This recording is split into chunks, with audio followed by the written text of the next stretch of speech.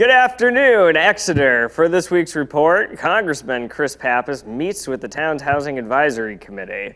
We visit St. Vincent de Paul Society to learn more about their efforts to feed the community and information about the 2022 town warrant articles. I'm your host, Garrett Prey, and this is the Exeter Biweekly Report. Let's get started.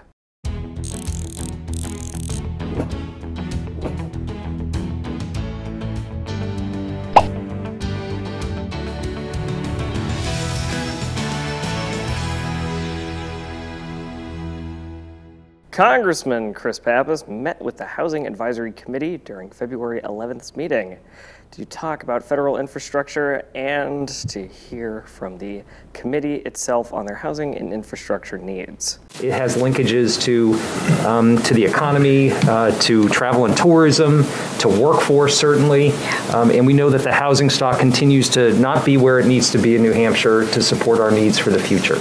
And so this is a family issue, it's an affordability issue, it's an economic issue, it's a quality of life issue. And as we look at a community like Exeter, I'm really pleased that you all are coming together to have these kind of conversations, to make recommendations about where the town and where the region needs to go for the future. We met up with the congressman after the meeting to hear more about the connection between the infrastructure bill and the housing needs of the Granite State. Well, when you look at the need for housing, it's significant, especially in this part of our state. We know that the stock of affordable housing, whether it's for apartments to rent or homes to buy, it just really isn't there for people. So that's supported by all the infrastructure that we see around us, whether it's broadband, our electric grid, certainly the infrastructure under our roadways, like our water systems and wastewater systems. Our taxpayers, our ratepayers, have invested a significant amount of money to upgrade those forms of infrastructure, but we've got to make sure that there's additional support from the federal government to help rehabilitate old systems and to support the kind of new development that we need to see to truly make sure that this region is affordable. That's what this bill is going to help do. It's a multi-trillion-dollar bill that is going to make investments over the next 5 years, and really it's a partnership because states and communities are going to have to ante up as well to make sure that they're taking full advantage of these federal resources. But we know that for so long our local communities and our states have been trying to figure this out. Clearly they can't do it on their own, and that's what this federal bill will signal. So over the next 5 years, New Hampshire is going to see a significant boost in terms of the amount of money coming to roads and bridges and water. We're going to help close the digital divide that exists to make sure that all of our homes and businesses have access to high-speed broadband. So those are just a few of the things that I think are not only good for our communities and quality of life, but are also going to create some good paying jobs along the way. You can watch the full meeting on our YouTube channel. St. Vincent de Paul Society is a local nonprofit dedicated to helping those in need here in Exeter. We stopped by their office while their food pantry was open to learn more about their programs. Hello, my name is Molly Zarillo. I'm the Executive Director of Society of St. Vincent de Paul Food Pantry and Community Assistance Center here in Exeter. We're located at 53 Lincoln Street. We are a nonprofit that assists helping our neighbors in the Exeter area. We service all the towns that are SAU 16. So that's Exeter, Stratham, Brentwood, East Kingston, Kensington, and Newfields. Our biggest program is our food pantry. We distribute food. We have 4 sessions a week that we do foods.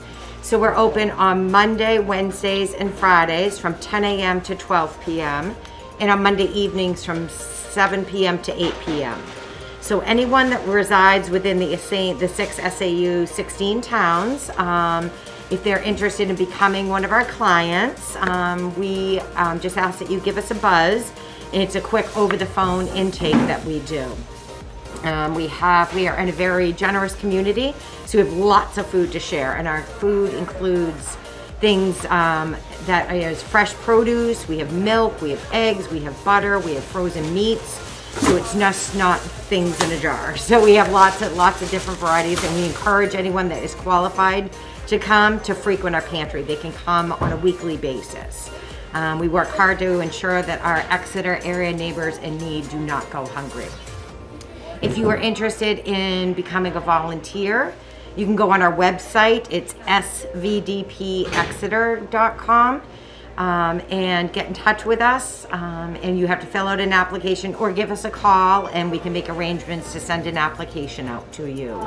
If you are interested in donating in kind to us, we accept donations on Monday, Wednesdays, and Fridays from 12 noon to 4 p.m.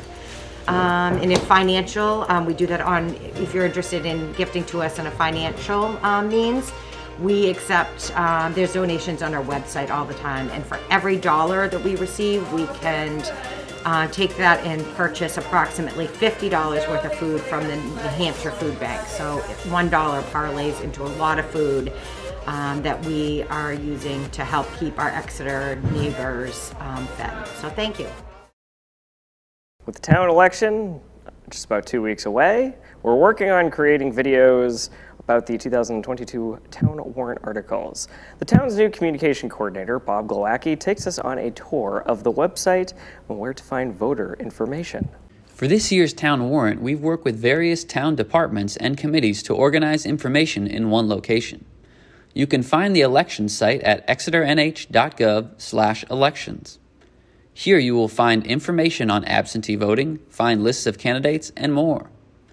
Under Town Elections, you can find copies of the proposed budget, the town warrant, and candidates for Exeter offices. Since town warrants can sometimes sound like complex legalese, the town manager has created a town warrant fact sheet with detailed information about all of the warrant articles. If you'd rather watch a quick video, Exeter TV has created several shorts describing the various articles. You can find our full playlist on our YouTube page. That does it for this week's report. Be sure to like, share, subscribe, help us spread the word. We'll be back on March 4th with more local news and information. For Exeter TV, I'm Garrett Prey, and this has been the Exeter Biweekly Report. Have a great weekend, everyone.